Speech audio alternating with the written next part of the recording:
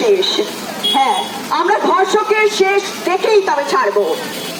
আজ আমাদের বোন ডাক্তার ম্যাডাম তিলোত্তমা যে নৃশংসভাবে তার ধর্ষণ করা হয়েছে, তাকে খুন করা হয়েছে, তার প্রতিবাদে আজকে আমরা 8 থেকে 80, 9 থেকে 90 সবাই আজ আমরা পথে নেমেছি।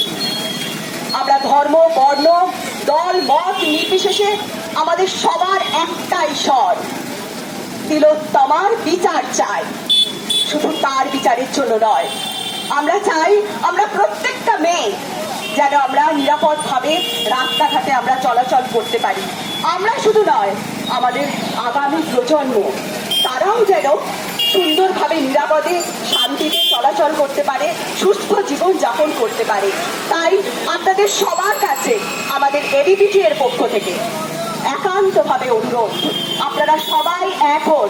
আর এই যে আমাদের এই আন্দোলন, পথে নেমে আমাদের যে আন্দোলন, এই আন্দোলন যেন চলতেই থাকে যতক্ষণ না তিলোত্তমার খুনিদের আমরা শাস্তি দিতে পারি, তাদের ফাঁসি কাছে আমরা ঝোলাতে পারি।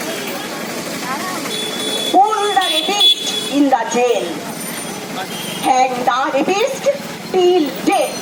এই আমাদের সবাই অঙ্গীকার হোক।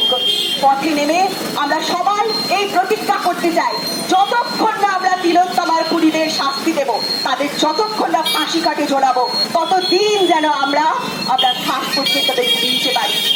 আমরা কিছুতেই শান্তিতে ঘুমাতে পারবো না। তাই আপনারা সবাই আমাদের সাথে এক হন। ধন্যবাদ।